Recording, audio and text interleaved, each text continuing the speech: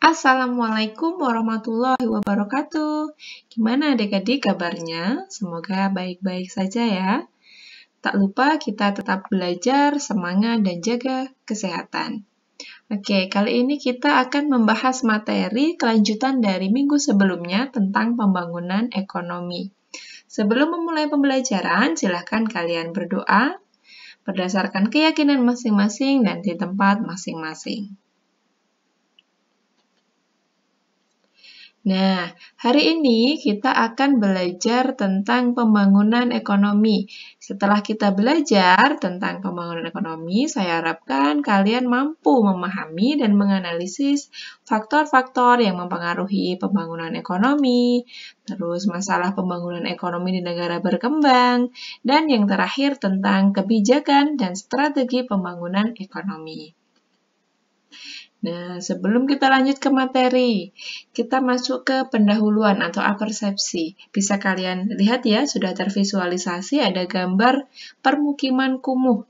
Nah, kalian dari gambar ini bisa kalian bayangkan bahwa bagaimana lingkungan kumuh itu layak atau tidak layak, terus kondisinya, harusnya seperti apa, untuk standar hidup yang baik itu seperti apa, seperti itu. Kemudian di gambar yang selanjutnya itu ada permukiman, tapi yang sebelah belakang atau yang sisi lainnya itu ada apartemen, hotel, di mana fasilitasnya sangat baik, sarana prasarana sangat baik dari segi semuanya, dari seginya itu sangat baik untuk untuk dijadikan tempat tinggal. Tapi di sisi lain ada permukiman yang memiliki karakteristik yang berbeda, di mana sudah padat, kemudian kurang layak huni, kemudian dari sistem perairannya mungkin, atau sistem peresapannya itu juga kurang baik jika digunakan sebagai tempat tinggal. Nah, dari adanya permasalahan lingkungan kumuh, kemudian ada yang mendapatkan fasilitas baik, tapi juga ada yang kurang baik. Nah, bagaimana sih pembangunannya? Bagaimana negara tersebut membangun negaranya? Kenapa bisa masih ada terjadi permukiman kumuh, kesenjangan pemukiman, ada yang mendapatkan fasilitas yang baik, kurang baik, seperti itu. Nah, jadi kita akan belajar mengenai permasalahan dalam pembangunan. Bagaimana pembangunan dilakukan dan mengapa masih ada permasalahan dalam pembangunan, seperti itu. Yang pertama, kita bahas dulu tentang faktor-faktor yang mempengaruhi pembangunan ekonomi. Jadi nanti ada dua faktor, ada faktor ekonomi dan faktor non-ekonomi. Faktor apa aja sih yang mempengaruhi pembangunan ekonomi? Kenapa bisa sukses? Kenapa bisa kurang berjalan dengan baik? Seperti itu. Yang pertama itu ada SDA atau sumber daya alam, di mana negara tersebut memiliki sumber daya alam itu melimpah atau terbatas seperti itu. Jadi semakin banyak sumber daya alam di negara tersebut, itu bisa mempengaruhi pembangunan negara tersebut. Ketika sumber daya alamnya melimpah, maka pembangunan dapat berjalan dengan baik karena semua yang ada di alam bisa digunakan untuk membangun negara, untuk mensejahterakan rakyatnya, seperti itu. Kemudian yang selanjutnya dari sistem teknologi.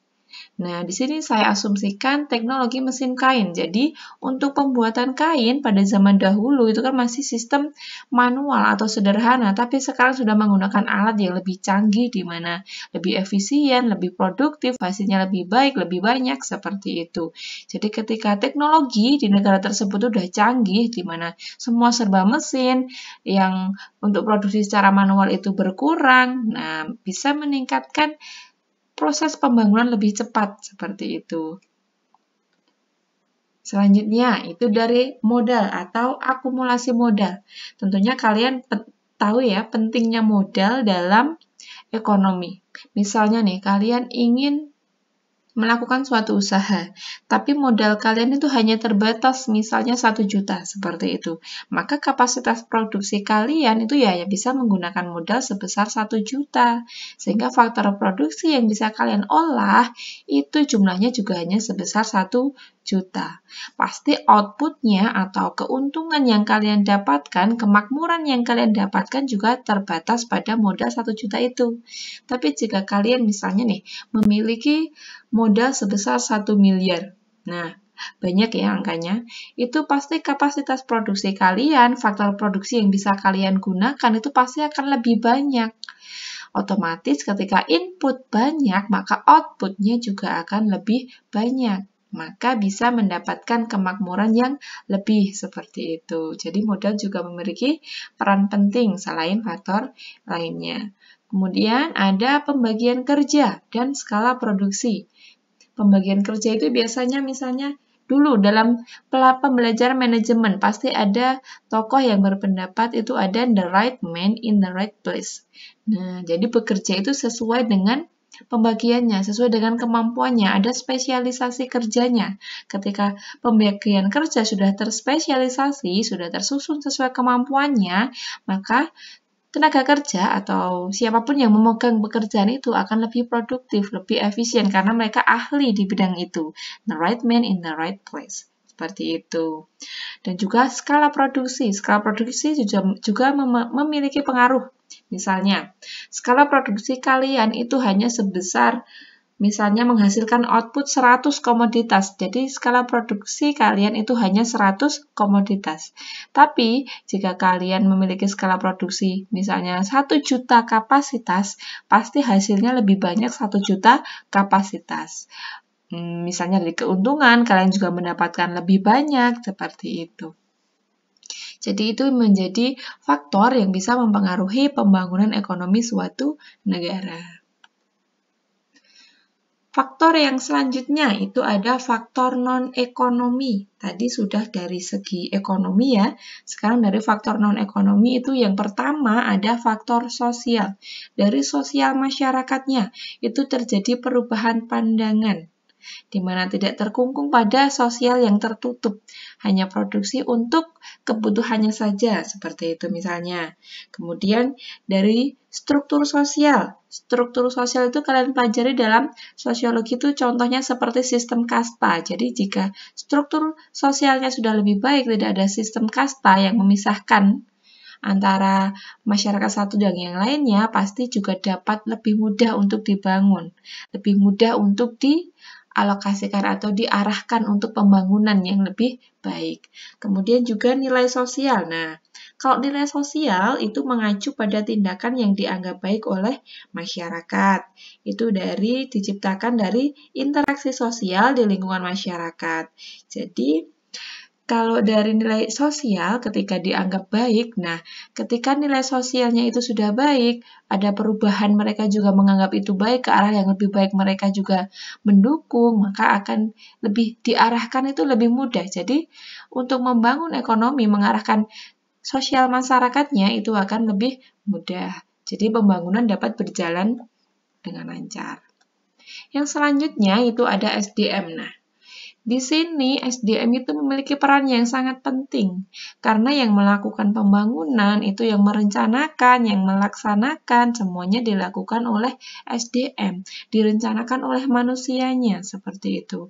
Ketika manusianya itu berkualitas atau memiliki integritas yang tinggi, maka pembangunan atau perencanaan ataupun proses pelaksanaannya akan berjalan lebih baik jika dibandingkan dengan SDM yang kurang berkualitas, misalnya dari pengetahuannya kurang, dari pendidikannya kurang, itu juga mempengaruhi proses pembangunannya.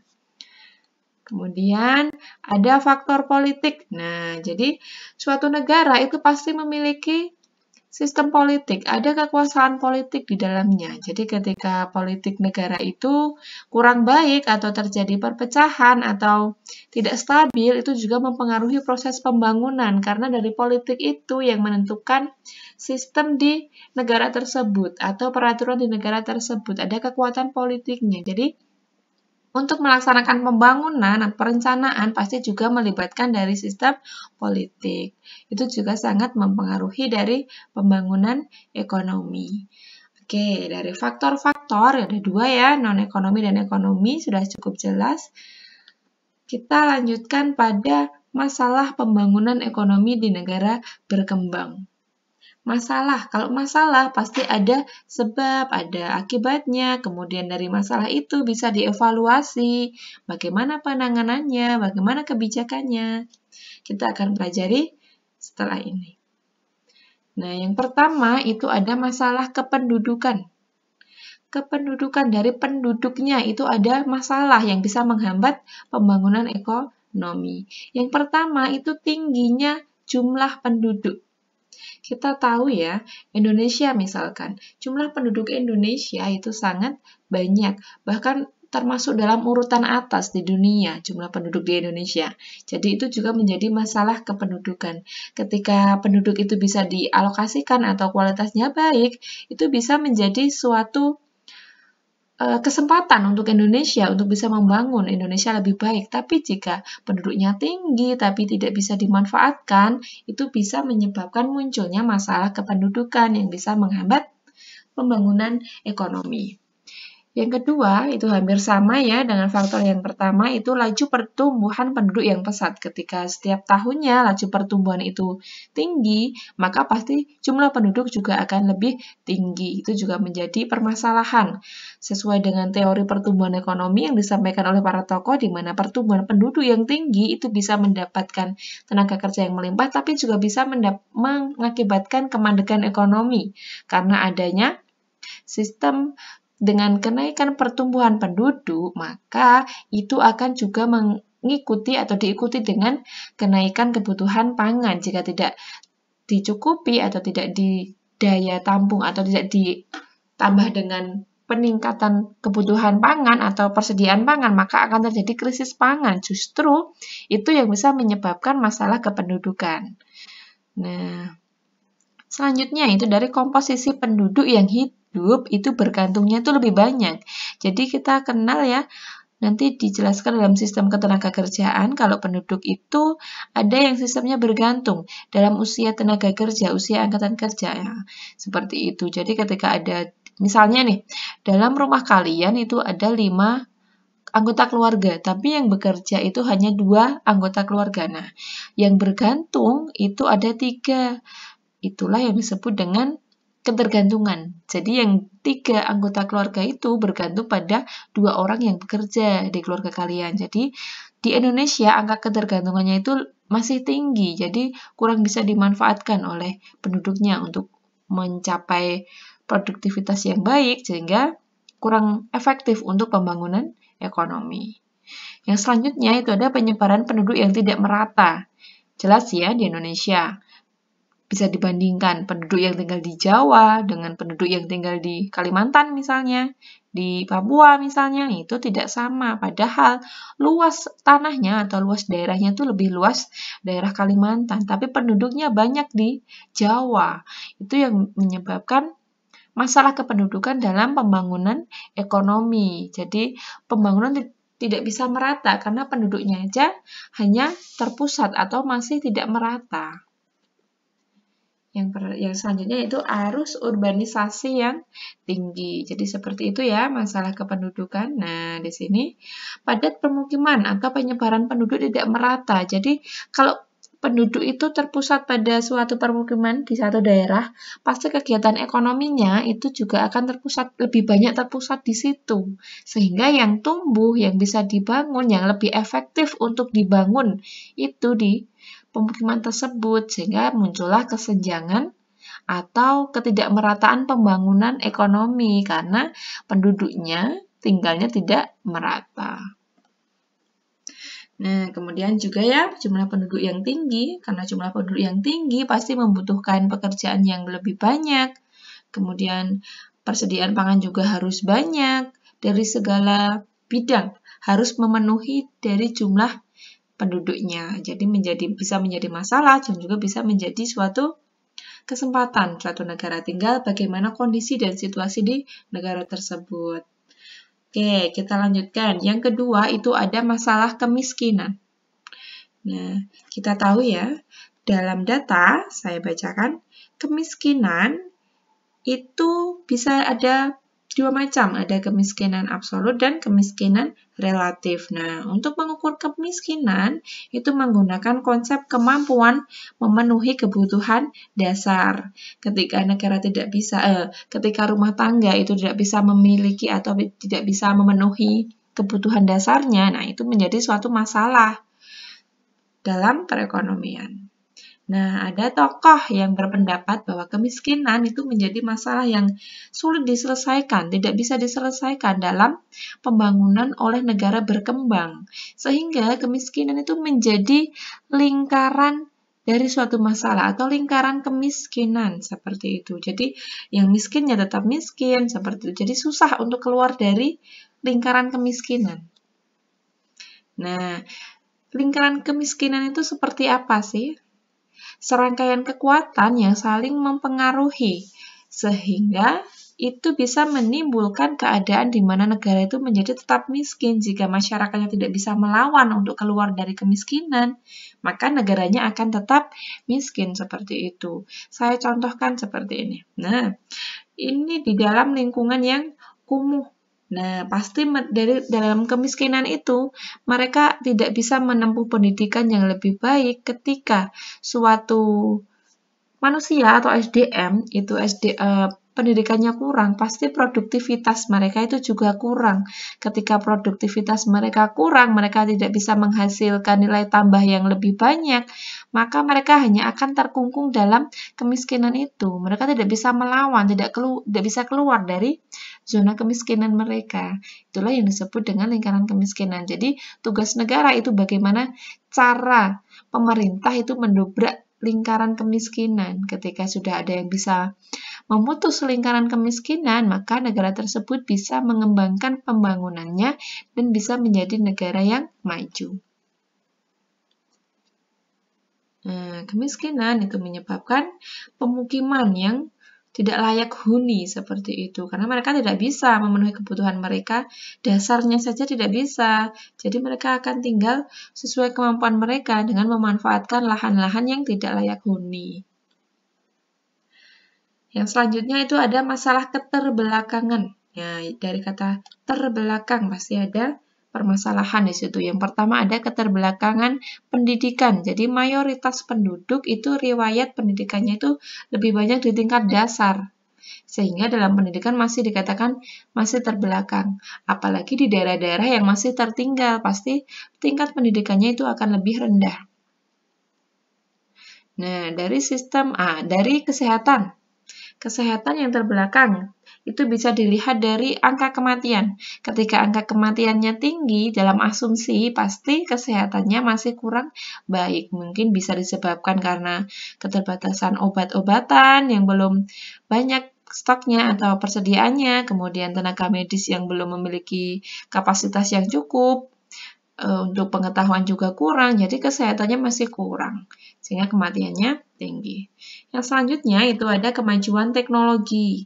Jadi ketika negara itu kemajuan teknologinya itu masih bergantung pada negara lain, belum bisa memproduksi sendiri, industri manufakturnya belum jalan, maka itu bisa dikatakan keterbelakangan dan menjadi masalah karena kita bergantung pada negara lain. Ya kalau negara lain mau membantu, mau menjual teknologi canggihnya dengan harga yang lebih ringan, karena ketika negara berkembang untuk membeli teknologi yang lebih canggih pasti akan merasa lebih berat seperti itu. Kemudian keterbelakangan dalam bidang ekonomi. Perekonomian yang tidak stabil, terkena krisis langsung goyah, langsung turun pertumbuhannya. Misalnya dari Malaysia ada krisis, Indonesia langsung terdampak. Nah, sehingga perekonomiannya belum steady, belum kuat seperti itu, masih lemah, tidak stabil. Kemudian pengangguran tinggi, pendapatan per kapita rendah, masih ada ketimpangan dalam distribusi pendapatan, produktivitasnya masih rendah, seperti itu. Jadi menjadi masalah ekonomi yang terbelakang dari negara. Nah, misalnya pendidikan yang masih terbelakang tuh yang sekolahnya masih kurang layak, terus akses untuk sekolahnya itu juga susah, seperti itu. Masih perlu dikembangkan, dibangun lagi. Kemudian kesehatan yang masih terbelakang, jadi orang sakit karena belum ada sistem kesehatan yang memadai, jadi mereka hanya di rumah, akhirnya angka kematiannya tinggi. Masalah yang selanjutnya itu dari masalah lapangan pekerjaan. Nah, di mana masalahnya itu ketika lapangan pekerjaan itu tidak bisa menampung seluruh jumlah orang yang mencari kerja. Nah, maka muncullah pengangguran. Itulah masalah. Nah, di sini pengangguran. Karena adanya pengangguran ya, karena lapangan pekerjaannya itu tidak bisa menampung seluruh pencari kerja, akhirnya ada yang menganggur, itu menyebabkan pendapatan per kapita atau PDB itu secara real menurun. Pendapatan nasional itu menurun. Ketika pendapatan nasional menurun, pasti otomatis pendapatan per kapita juga menurun ya. Ketika pendapatan per kapita atau PDB menurun, padahal PDB itu menjadi salah satu faktor untuk mengetahui kemakmuran suatu negara, ketika itu turun, maka kemakmuran juga tidak bisa dicapai dengan maksimal. Pasti kemakmuran juga menurun. Seperti itu asumsinya. Kemudian dari pengangguran, jadi ada dua aliran ya. Dari pengangguran itu menyebabkan daya beli berkurang. Kenapa bisa berkurang? Ketika orang menganggur, tidak mendapatkan pendapatan yang lebih banyak, maka mereka memiliki daya beli yang sedikit. Sehingga jika pengangguran meningkat, daya beli masyarakat pasti akan berkurang. Masyarakat akan berkurang kemampuannya untuk membeli suatu barang ataupun jasa. Nah, ketika daya beli berkurang, permintaan dari masyarakat berkurang, akibatnya produksi dari perusahaan juga akan berkurang. Buat apa perusahaan memproduksi banyak-banyak, padahal permintaan dari konsumen saja itu cuma sedikit. Akhirnya perusahaan mengurangi produksinya. Nah, apa akibatnya ketika perusahaan mengurangi produksi? Ekonomi tidak tumbuh. Ekonomi tumbuhnya minus, resesi. Seperti itu. Nah, akhirnya pembangunannya terhambat, pembangunan ekonominya terhambat. Jadi masalah lapangan pekerjaan itu juga penting ya, menjadi PR pemerintah. Nah, selanjutnya di sini ada ketimpangan distribusi pendapatan atau pembangunan ekonomi. Jadi pembangunannya itu masih timpang, distribusi pendapatannya itu juga masih timpang. Nah, pendapatan per kapita kan emang digunakan untuk mengukur kesejahteraan, tapi kan pendapatan per kapita itu bukan menjadi tolak ukur dari pendapatan yang diterima oleh masyarakat. Masih ada distribusi pendapatan yang tidak merata ya. Dulu saya contohkan dalam materi pendapatan nasional bahwa setiap negara, contohnya di desa kalian, pendapatan setiap orang saja tidak sama seperti itu. Jadi yang menjadi pendapatan per kapita itu tidak bisa menjadi tolak ukur. Kita juga harus melihat bagaimana posisi atau kondisi distribusi pendapatannya. Jadi, pendapatan atau ketimpangan itu juga menjadi masalah yang harus diselesaikan oleh pemerintah. Kemudian dari pembangunan yang belum merata, contohnya coba kita bandingkan fasilitas yang ada di daerah Jawa dengan fasilitas yang ada di Papua, pasti berbeda. Di mana di Jawa ada kereta api, seperti itu, ada trans atau ada jalan tol, tapi dibandingkan dengan Papua, walaupun sekarang dalam pemerintahan Jokowi itu sudah mulai ya, ada pembangunan Trans Papua, pasti berbeda, fasilitasnya belum sama, pembangunannya belum merata. Itu juga bisa disebabkan karena tadi ya, ada persebaran penduduk yang tidak merata, jadi pembangunannya juga belum bisa dilakukan secara merata. Nah, pembangunan yang masih timpang, ada perbedaan pendapatan, misalnya di suatu di desa aja, ada yang dia itu bekerjanya sebagai wirausahawan dengan pendapatan 1 bulannya itu 5 juta, tapi juga ada yang bekerja sebagai tukang ojek, pendapatannya hanya 2 juta setiap bulan. Nah, masih ada ketimpangan. Itu yang menjadi permasalahan.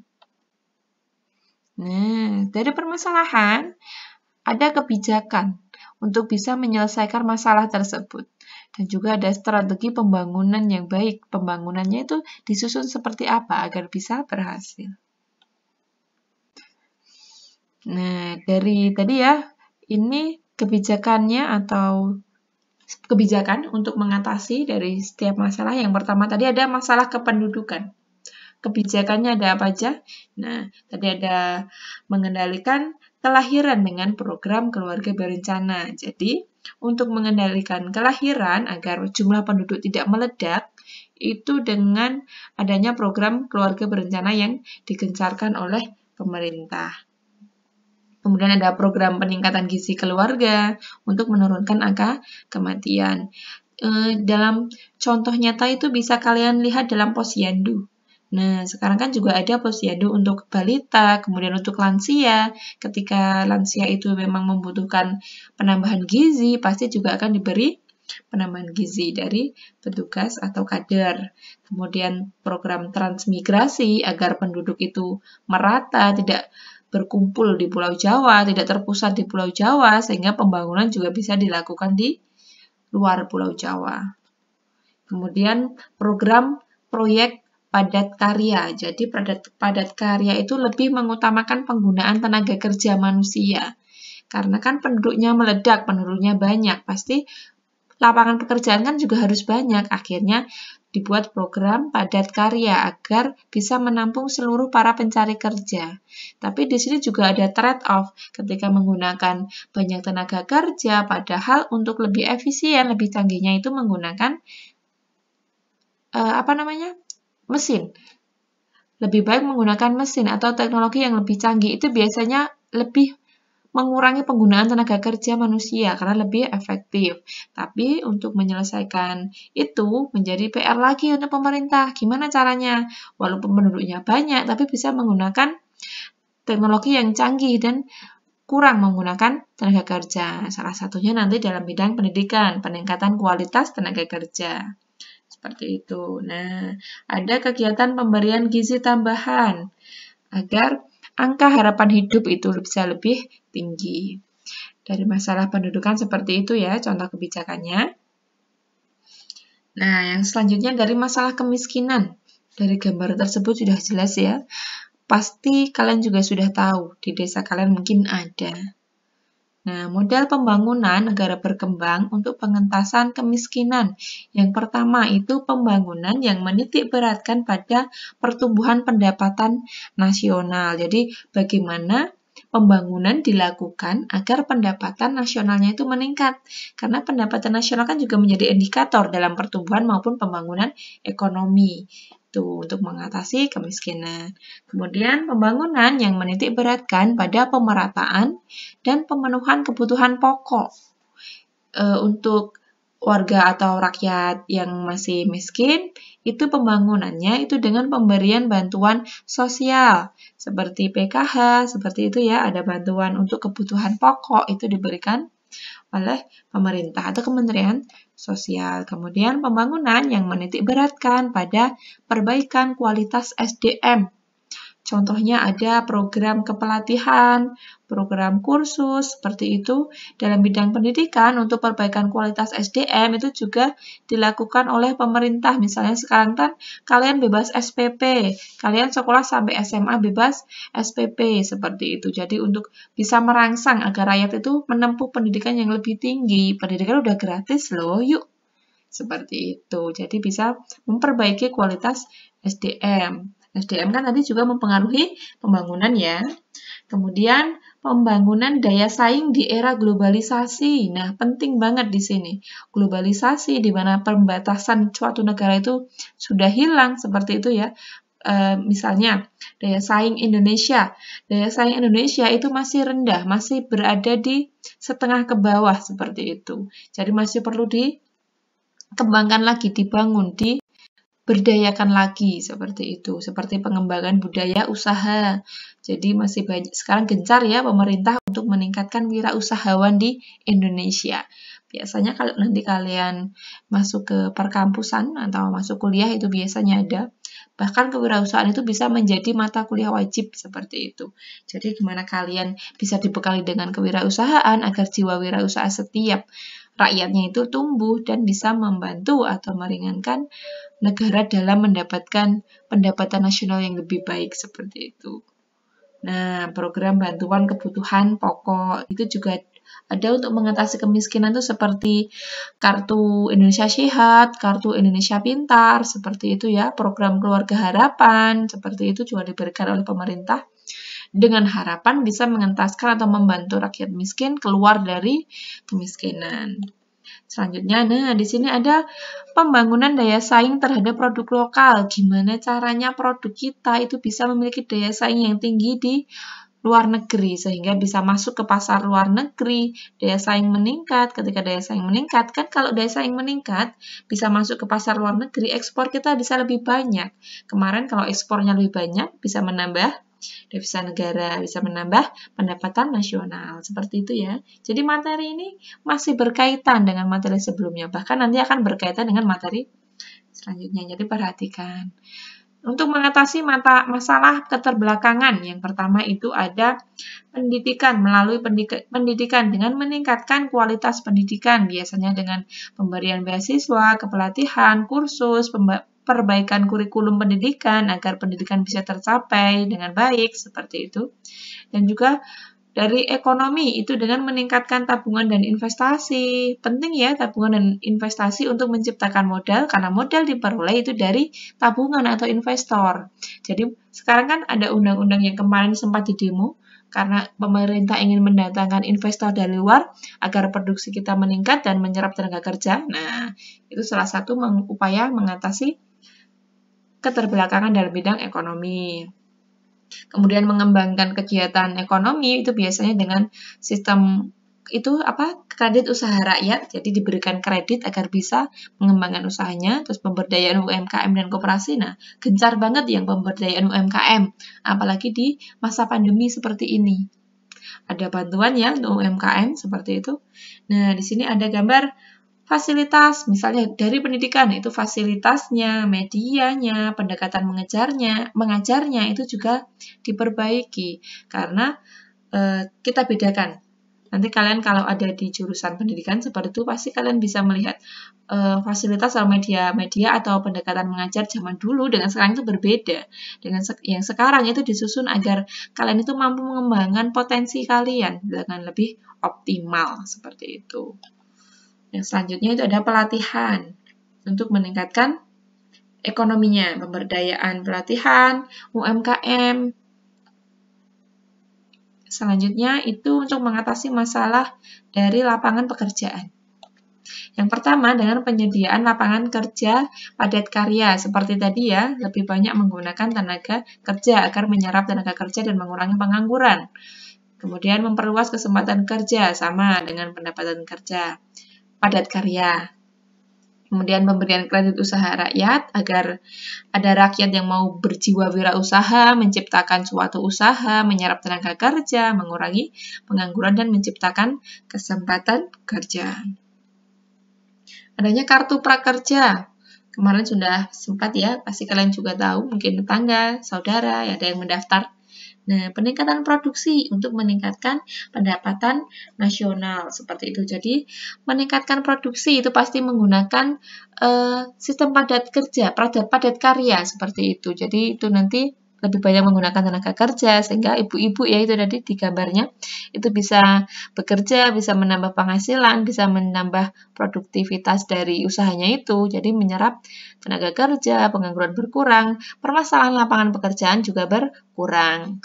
Kemudian yang selanjutnya kartu prakerja, di mana kartu prakerja itu suatu pembiayaan ya untuk bisa kalian gunakan untuk pelatihan seperti itu. Jadi sebenarnya uang yang diterima dari kartu prakerja itu digunakan untuk kepelatihan kalian, menambah skill kalian agar bisa bekerja dan bersaing dengan tenaga kerja yang lainnya. Yang selanjutnya itu ada pemerataan pembangunan atau pendapatan nasional. Jadi pembangunan yang merata ke seluruh daerah agar kesenjangan pembangunan di Jawa ataupun di Papua itu tidak ada. Sama-sama dibangun, sama-sama maju, sama-sama rata pembangunannya. Fasilitasnya juga sama. Kemudian ada sistem pajak yang diperbaiki. Jadi kan untuk mengatasi ketimpangan atau distribusi pendapatan itu salah satunya dengan pajak. Jadi salah satu fungsi pajak itu nanti untuk redistribusi pendapatan dari rakyat yang kaya untuk yang miskin. Jadi pajak ditarik, kemudian didistribusikan kembali untuk membantu rakyat-rakyat yang kurang mampu seperti itu. Nah, di sini ya di Papua sudah mulai digalakkan pembangunan di masa Jokowi ini ya yang lebih digerakkan itu ada pembangunan Trans Papua. Jadi sekarang untuk mengakses itu lebih mudah karena fasilitasnya lebih baik. Nah, sekarang masuk ke strategi pertumbuhan. Strategi dalam pembangunan ekonomi. Yang pertama itu ada strategi pertumbuhan, di mana strategi ini terpusat pada pembentukan modal. Sistemnya itu trickle down effect. Jadi pembentukan modal, jadi lebih ke bagaimana kita mengumpulkan modal yang banyak. Jadi modal itu dikuasai oleh banyak investor atau orang kaya. Nah, diharapkan dengan adanya pembentukan modal itu akan menyebabkan resapan ke bawah. Jadi dengan orang kaya atau yang punya investor itu bisa memiliki usaha, itu bisa memberikan dampak untuk kaum di bawahnya agar bisa ikut memulai usahanya, ikut mendapatkan manfaatnya, sehingga bisa menarik orang yang miskin menjadi orang yang kaya, seperti itu. Trickle down effect, nanti kalian bisa pelajari lebih lanjut. Kemudian strategi pembangunan dengan pemerataan, itu melalui teknik social engineering, yaitu penyusunan perencanaan induk dan paket program terpadu. Jadi juga ada perencanaan induknya, kemudian juga ada programnya secara terpadu.